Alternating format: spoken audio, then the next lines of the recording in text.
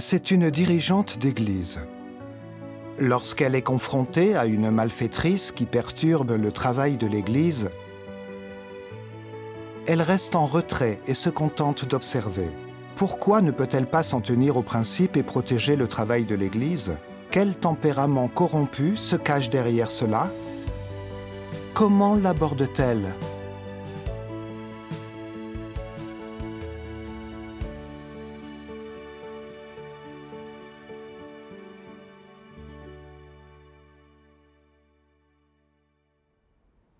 En août 2021, j'ai commencé à pratiquer en tant que dirigeant d'église. J'ai vu que Liliane, responsable du travail d'évangélisation, faisait grand cas des problèmes que les autres avaient et qu'elle en parlait à tout le monde.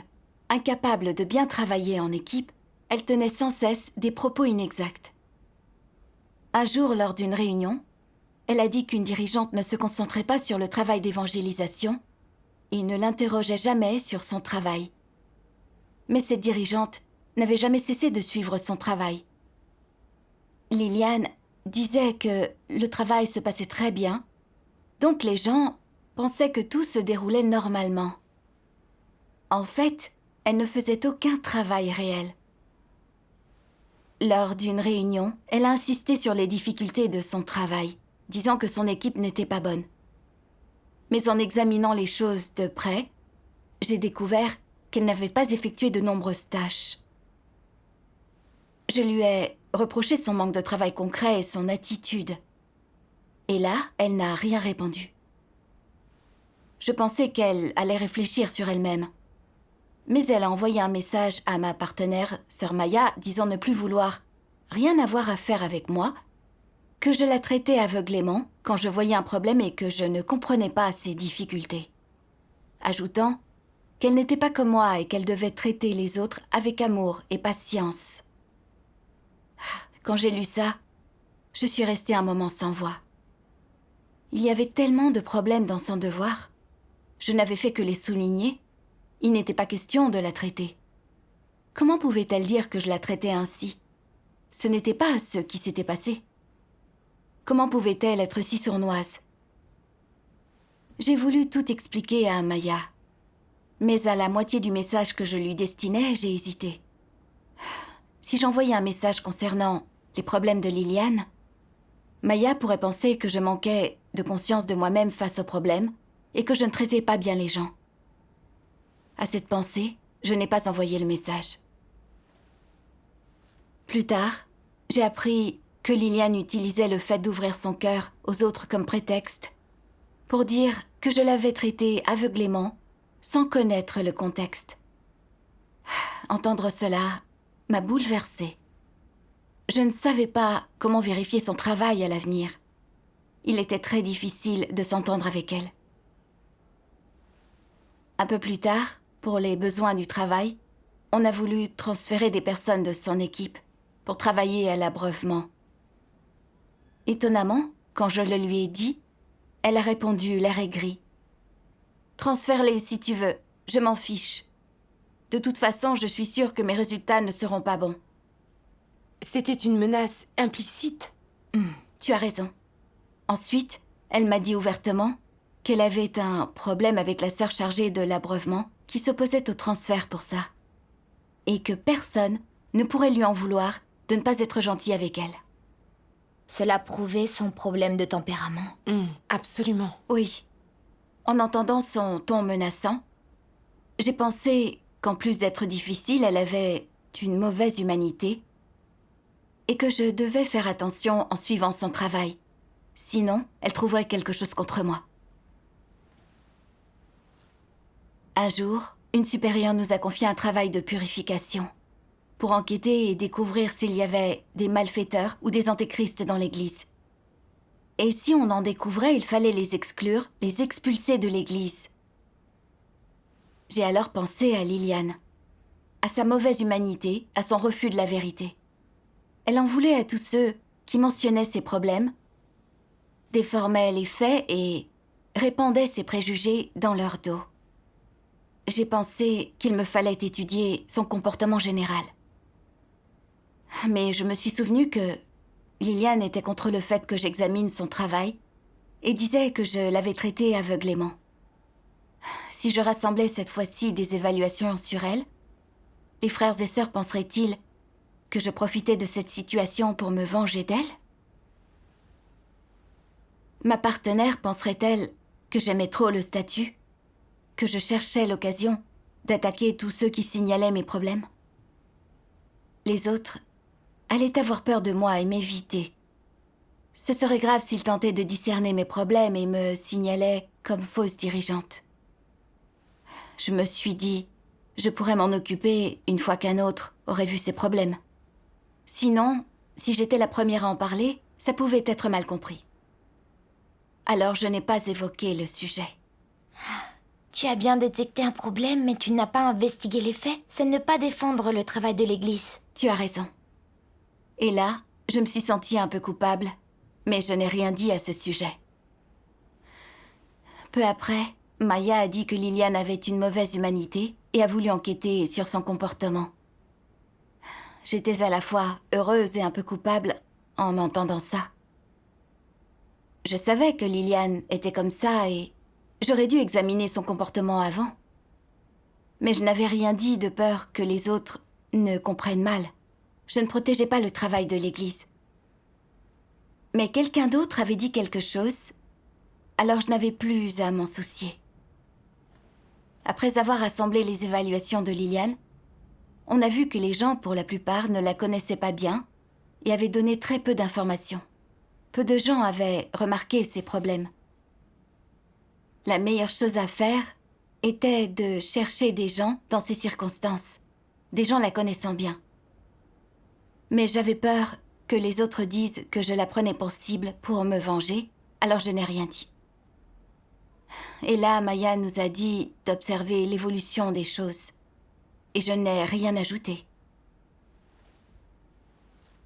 Puis j'ai découvert que Liliane avait refusé des suggestions faites par des autres et qu'elle avait porté contre eux de fausses accusations.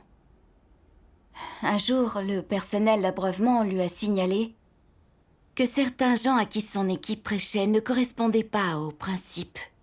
Non seulement Liliane l'a refusé, mais elle a exprimé ses préjugés et griefs devant les frères et sœurs qui prêchaient l'Évangile, affirmant qu'ils suivaient les principes dans leurs devoirs, mais que ceux de l'abreuvement ayant mal échangé sur la vérité, avec les gens qu'ils s'étaient donné tant de mal à convertir, de nouveaux croyants trompés par des rumeurs étaient partis. Lors d'une réunion, Maya et moi avons échangé sur l'essence de ce problème en visant l'attitude de Liliane. On a échangé avec elle plusieurs fois ensuite. Je pensais qu'elle réfléchirait sur elle-même, mais elle a continué à répandre ses préjugés contre l'équipe d'abreuvement. Elle a dit qu'elle ne voyait pas comment elle pouvait faire son travail. À cause de cette discorde, certains se disputaient et il n'y avait aucune coopération harmonieuse. Ça a perturbé le travail de l'Église. C'est un problème grave et sérieux. Oui. En effet. Je savais que Liliane ne convenait pas comme superviseuse et qu'elle devait être renvoyée. J'ai regretté de ne pas avoir enquêté rapidement et de ne pas l'avoir envoyée dès le départ. Je savais qu'elle avait une mauvaise humanité, mais je l'avais laissée perturber le travail de l'Église. Je me suis sentie très mal. J'ai demandé à Dieu de me guider pour que je réfléchisse sur moi-même. J'ai alors trouvé ces paroles de Dieu.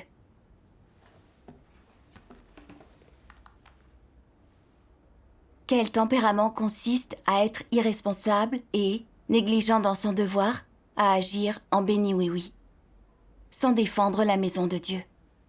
C'est être sournois, c'est le tempérament de Satan. Ce qu'il y a de plus frappant dans les philosophies de vie, c'est la ruse. Les gens pensent que sans ruse, ils risquent d'offenser et seront incapables de se protéger. Ils croient devoir être assez rusés pour ne blesser ou n'offenser personne. Et qu'ainsi ils se protègent leur gagne-pain et prennent pied solidement au milieu des masses. Tous les incroyants vivent selon la philosophie de Satan et sont des bénis-oui-oui qui n'offensent personne. Tu es venu à la maison de Dieu. Tu as aussi lu la parole de Dieu. Alors pourquoi es-tu encore un béni-oui-oui? Les bénis-oui-oui ne protègent que leurs intérêts et pas les intérêts de l'Église. Si quelqu'un fait le mal et nuit aux intérêts de l'Église, ils l'ignorent. Ils aiment être des bénis-oui-oui et n'offensent personne. C'est irresponsable. Et ces personnes sont trop rusées et indignes de confiance. Amen. Amen. Amen. Grâce à ces paroles de Dieu, j'ai compris que, par peur d'offenser Liliane et pour garder mon statut, je n'avais pas défendu le travail auquel elle nuisait. À la place, j'avais fermé les yeux sur la situation. C'était vraiment irresponsable et fourbe. Les incroyants vivent selon des philosophies sataniques, afin de protéger leurs propres intérêts. Ils regardent de quel côté le vent souffle. Ils sont très sournois. Dans mon devoir, j'avais eu le comportement d'un incroyant. J'avais vu la mauvaise humanité de Liliane et qu'elle perturbait le travail de l'Église. Elle aurait dû être renvoyée. Mais je n'avais pas voulu qu'on pense que je la réprimandais ou que je me vengeais. Alors j'avais essayé de ne rien faire qui puisse éveiller les soupçons. Et j'avais tardé à m'occuper d'elle. J'avais préféré attendre que d'autres fassent preuve de discernement envers elle. Pour protéger ma réputation et mon statut, et sachant qu'elle perturbait le travail de l'Église, j'avais préféré nuire aux intérêts de l'Église sans suivre les principes et ne pas l'exposer. J'avais vraiment été fourbe et égoïste. J'ai éprouvé beaucoup de regrets. Je savais que je devais ouvrir les yeux et tenter de régler le problème de Liliane selon les principes. Je devais arrêter de me protéger. Maya et moi sommes allés parler à Liliane pour exposer qu'elle déformait les choses et répandait ses préjugés sur les autres, qu'elle nuisait aux relations entre les frères et sœurs et qu'elle perturbait le travail de l'Église. J'ai été choquée qu'elle ne l'accepte pas et qu'elle nous attaque en disant avec colère « J'ai partagé mes problèmes avec vous et au lieu de les résoudre, vous avez polémiqué. Je vois que vous ne faites aucun travail concret. » En voyant combien elle était autoritaire, sans conscience d'elle-même, on a disséqué la nature de ses mots et de ses actes à l'aide des paroles de Dieu. Mais elle n'a rien voulu entendre et a continué à chicaner et à plaider sa cause. Après ça, j'ai lu un passage de la parole de Dieu qui m'a aidé à comprendre l'essence de Liliane.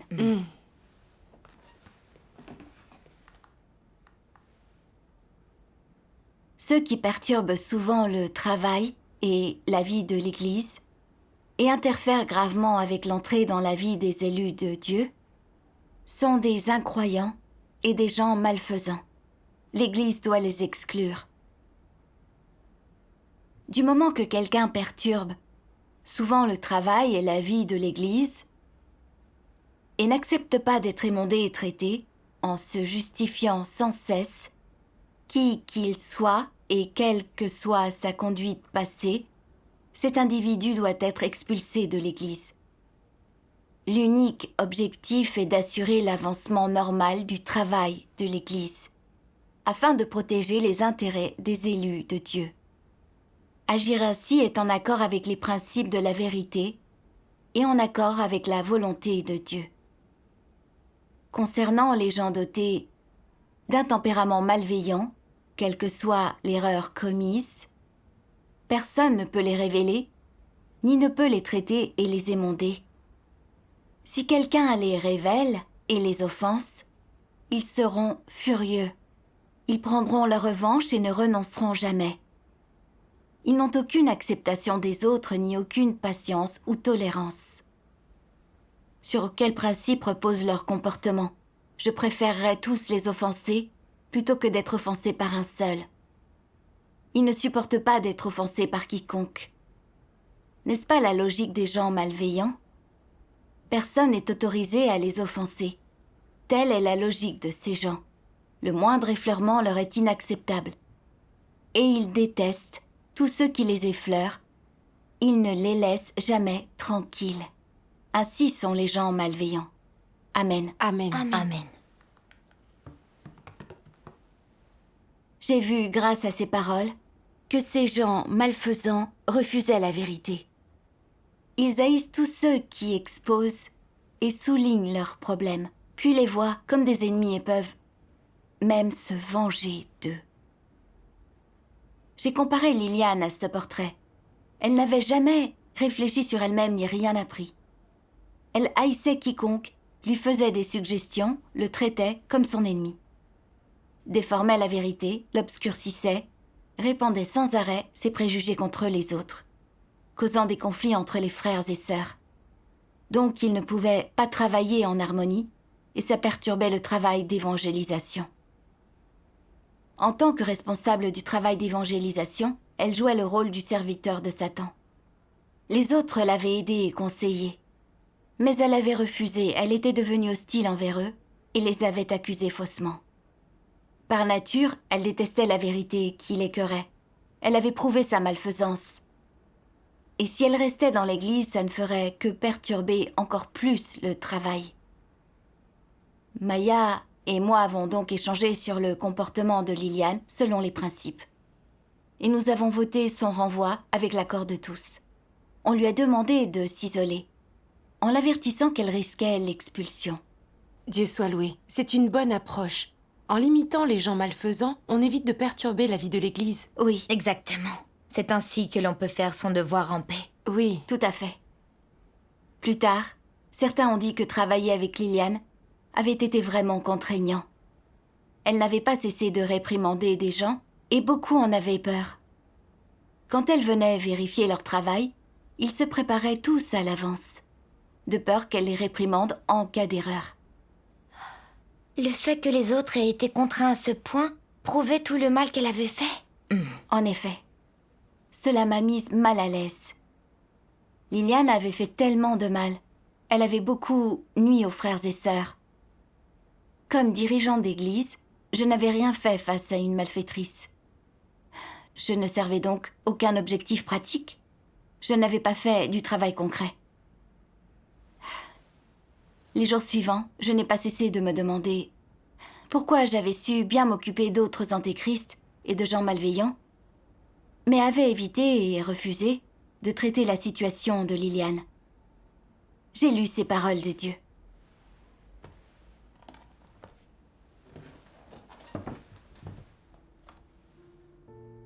Dieu Tout-Puissant dit : quoi qu'ils fassent, les antéchrists se préoccupent d'abord de leurs propres intérêts et n'agissent qu'une fois qu'ils ont réfléchi à tout. Ils n'obéissent pas vraiment, sincèrement et absolument à la vérité sans compromis, mais le font de manière sélective et conditionnelle. De quelles conditions s'agit-il ? Leur statut et leur réputation doivent être sauvegardés et ne doivent subir aucune perte. Ce n'est qu'une fois cette condition satisfaite qu'ils décideront et choisiront quoi faire, c'est-à-dire que les antéchrists réfléchissent sérieusement à la manière de traiter les principes de la vérité, les commissions de Dieu et le travail de la maison de Dieu, et à la façon de gérer ce à quoi ils sont confrontés. Ils ne se soucient pas d'accomplir la volonté de Dieu, d'éviter de nuire aux intérêts de la maison de Dieu, de satisfaire Dieu, ni d'être utiles aux frères et sœurs. Ce ne sont pas ces choses-là qui les préoccupent. Qu'est-ce qui préoccupe les antéchrists ? C'est de savoir si leur propre statut et leur réputation seront affectés et si leur prestige sera amoindri.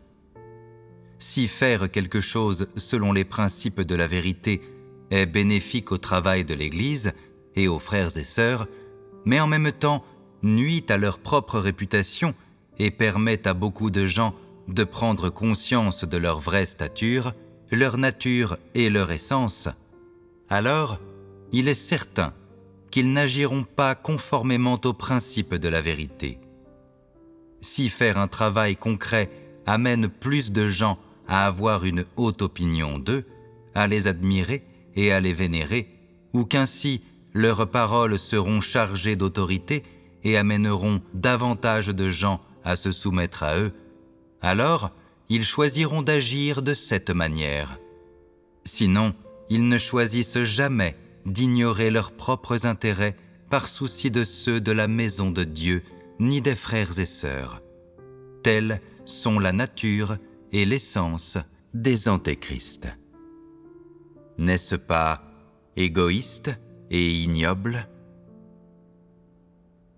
Si quelqu'un dit qu'il aime la vérité et qu'il recherche la vérité, mais qu'en substance, le but qu'il poursuit est de se distinguer, de se montrer, de faire en sorte que les gens aient une haute opinion de lui, de réaliser ses propres intérêts et que le but de l'accomplissement de son devoir n'est pas d'obéir à Dieu ni de le satisfaire, mais plutôt d'obtenir un prestige et un statut, alors sa poursuite est illégitime. Ceci étant, par rapport au travail de l'Église, ces actions sont-elles un obstacle, ou est-ce qu'elles contribuent à le faire avancer? Elles sont clairement un obstacle, elles ne le font pas avancer. Certains brandissent la bannière de l'accomplissement du travail de l'Église, tout en poursuivant leur prestige et leur statut personnel, en faisant tourner leur entreprise, en créant leur propre petit groupe, leur propre petit royaume. Sont-ils le genre de personne qui accomplit son devoir? Essentiellement, tout le travail qu'ils font interrompt, perturbe et entrave le travail de l'Église. Quelle est la conséquence de leur poursuite du statut et du prestige? Premièrement, cela affecte la façon dont les élus de Dieu mangent et boivent la parole de Dieu et comprennent la vérité. Cela entrave leur entrée dans la vie. Cela les empêche d'emprunter le droit chemin de la foi en Dieu et les conduit sur le mauvais chemin, ce qui nuit aux élus et les mène à la ruine. Et quelle en est finalement l'incidence sur le travail de l'Église? C'est un démantèlement, une interruption et une altération. Telle est la conséquence de leur poursuite de la renommée et du statut. Amen. Amen. Amen. Ces paroles révèlent que les antéchrists ne considèrent que leur renommée et statut. S'il peut faire quelque chose qui améliorera sa réputation, un antéchrist le fera sans hésiter. Si suivre les principes risque de nuire à son statut ou à sa réputation, un antéchrist mettra les principes de côté et ne pensera qu'à protéger ses intérêts et aux avantages qu'il pourra en tirer. Il est vraiment égoïste et vil. Je m'étais comportée exactement comme un antéchrist. Je savais depuis longtemps que Liliane avait une mauvaise humanité. Elle avait méprisé tous ceux qui lui faisaient des suggestions, les avait attaqués. Ne pas la renvoyer aussitôt ne pouvait que nuire au travail de l'Église. Mais en raison de ses préjugés contre moi, j'avais eu peur d'enquêter et de me renseigner sur elle. Que l'on pense que je la punissais ou, pire encore, que j'étais une fausse dirigeante. J'avais cru ma situation menacée. Et à cause du tempérament de Liliane, j'avais eu peur, si je la renvoyais, qu'elle commence à me juger derrière mon dos, qu'elle me condamne ou me dénonce. J'avais cru que m'occuper d'elle ne pouvait pas m'aider, et que ça pouvait facilement nuire à ma réputation. Alors, j'avais attendu de voir la suite et je n'avais pas agi. J'avais vraiment été égoïste, sans aucune humanité. Précédemment, quand j'avais découvert des gens qui devaient être exclus lors d'un travail de purification, j'avais pu agir selon les principes, car la plupart de ces gens m'étaient inconnus. Et surtout, ils ne menaçaient pas ma réputation et mon statut. Quand je les avais exclus de l'Église, les frères et sœurs avaient pensé qu'en tant que dirigeante, je comprenais la vérité et pouvais faire du travail concret. Mais quand j'avais dû m'occuper de Liliane, voyant que ça touchait directement à ma propre position, j'avais fait l'autruche et essayé de protéger mes propres intérêts. J'avais déjà réussi à m'en tenir au principe, parce que mes intérêts personnels n'étaient pas directement concernés, et non parce que je voulais bien faire le travail de l'Église. Ce ne sont pas de bonnes motivations pour faire son devoir. C'est travailler pour sa renommée, et il est aisé de faire le mal, de résister à Dieu. Oui. C'est vrai. J'ai compris, grâce aux paroles de Dieu, que travailler pour protéger sa renommée et son statut revient à saboter et à perturber le travail de l'Église. Ça entrave l'avancement normal du travail. Pour garder ma place, je n'avais pas vite géré une personne malfaisante. La nature de ce problème est vraiment grave. Il ne s'agit pas juste d'une petite corruption. Il s'agit de laisser une personne malfaisante perturber le travail de l'Église. C'est agir comme un laquais de Satan et faire le mal. Ce passage m'a particulièrement émue. La façon de traiter une personne malfaisante, tant qu'on voit qu'elle a une essence malfaisante, c'est de la contraindre ou de l'exclure quand elle fait un peu de mal. Afin de minimiser les dégâts, c'est le choix judicieux. Attendre que cela dégénère en catastrophe pour y faire face, ce serait juste réagir. Cela prouverait que les dirigeants sont stupides et sans principe. En repensant à ces paroles de Dieu, je me suis sentie très mal. En tant que dirigeante, mon rôle était de protéger les élus de Dieu des perturbations, des malfaiteurs, ainsi que le bon déroulement de la vie de l'Église, pour que le travail puisse avancer correctement. Une personne malfaisante était apparue, mais je n'avais rien fait. Je n'avais pas assumé mes responsabilités. Des gens avaient été contraints et perturbés par cette personne, et ça leur avait fait du mal. Le travail de l'Église en avait aussi pâti. Ce que j'avais fait était dégoûtant aux yeux de Dieu. Ne rien faire devant une personne malfaisante, c'est comme poser une bombe à retardement. À tout moment, elle peut nuire aux gens et au travail de l'Église. Oui, Il est primordial que les dirigeants d'église gèrent vite les personnes malfaisantes. Oui. c'est vrai. Par la suite, je n'ai pas cessé d'y repenser. J'avais su qu'une personne malfaisante perturbait le travail de l'Église. Selon les principes, j'aurais dû m'en occuper rapidement. Alors pourquoi avais-je eu si peur que les autres se méprennent et disent que je m'en prenais à elle? Que signifiait vraiment s'en prendre à quelqu'un? J'ai lu ceci dans la parole de Dieu.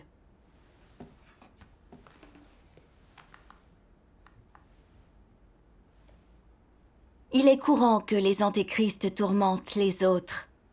C'est la façon concrète dont ils se manifestent.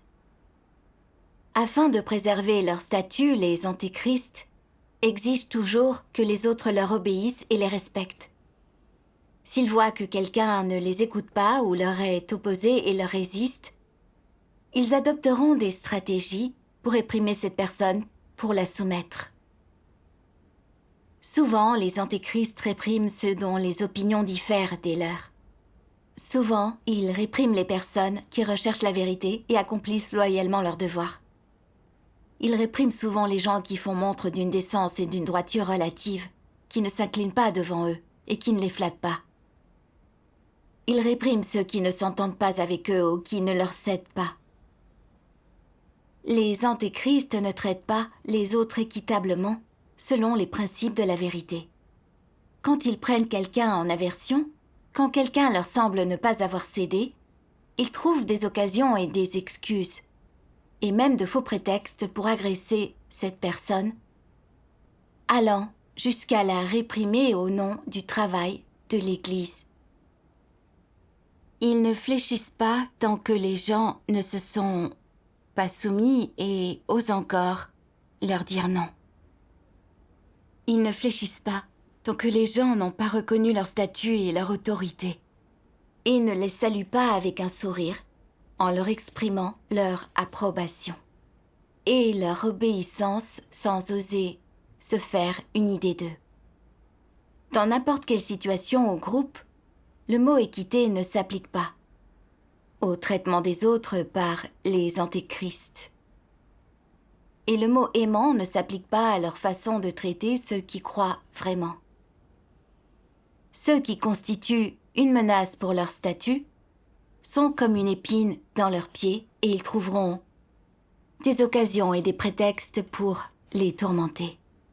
Ils ne s'arrêtent pas tant que la personne n'est pas soumise. Leur façon d'agir est contraire au principe de la vérité et hostile à la vérité. Alors, faut-il les traiter et les émonder? Pas seulement. Il faut, au minimum, les révéler, les identifier et les caractériser. Un antéchrist traite chaque personne selon ses propres préférences, ses propres intentions et fins. Sous son autorité, quiconque a le sens de la justice ou parle avec justice, quiconque ose combattre l'injustice, défendre les principes de la vérité, ou est véritablement instruit, quiconque peut rendre témoignage à Dieu, fera l'objet de la jalousie de l'Antéchrist et sera réprimé et exclu, et même piétiné par l'Antéchrist. Telle est la haine avec laquelle un Antéchrist traite les gens qui poursuivent la vérité.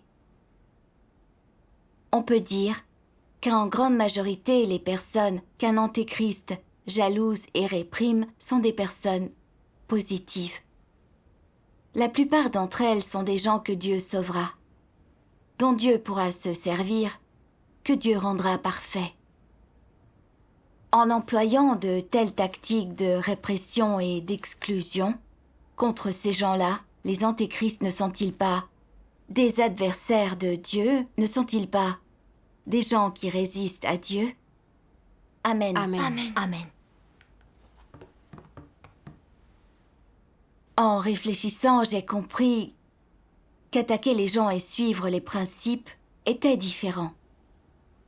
Il faut étudier les motivations de la personne et s'assurer que son traitement des autres est basé sur les paroles de Dieu. Si la personne est malfaisante ou un antéchrist selon les principes de la vérité, alors l'exclure, l'expulser de l'Église, protège les autres et suit les principes. Ce n'est pas une attaque. C'est vrai. Mais quand les malfaiteurs répriment les autres, ça vient entièrement de leur motivation méchante.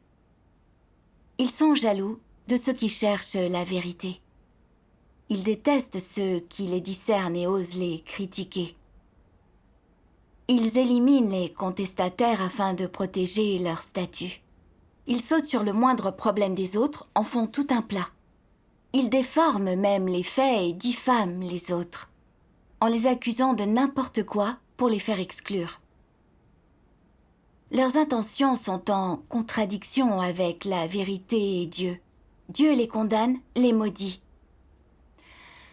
J'avais renvoyé Liliane, car je l'avais discernée en tant que personne malfaisante, selon la parole de Dieu. Ce n'était pas de la rancune, et je ne l'avais pas attaquée. Exactement. Exactement. Il fallait protéger le travail de l'Église et les autres des perturbations d'une malfaitrice. C'était conforme au principe. Exact. Je n'avais pas compris ce que c'était réellement de s'en prendre à quelqu'un. Je m'étais dit que si une personne m'en voulait et que je gérais un de ses problèmes, c'était m'en prendre à elle. Je n'examinais pas si cette personne était malfaisante ni quel était son rôle. Par conséquent, j'avais été paralysée par mon point de vue erroné. Quelle idiote j'étais! Comprendre tout ça a vraiment été libérateur pour moi. Dieu soit loué. Il est essentiel de comprendre la vérité. C'est vrai. Comprendre la vérité nous éclaire et nous permet de défendre les principes sans être aussi contraints. Absolument. Après ça, je me suis attachée à faire mon devoir selon les principes. Si je détectais un problème avec un frère ou une sœur, j'allais les voir et faisais de mon mieux pour échanger et les aider. Surtout pour le travail de purification. S'il avait été déterminé qu'une personne pouvait être expulsée, quel est ou non des préjugés contre moi, je gérais cela selon les principes de la vérité. Quand j'ai mis ça en pratique, je me suis sentie bien plus en paix. Dieu soit loué. Dieu soit loué. J'ai fait l'expérience personnelle que nous devons renoncer à notre recherche de renommée et de statut et protéger le travail de l'Église pour être en paix et en joie. Dieu soit Dieu loué. soit loué.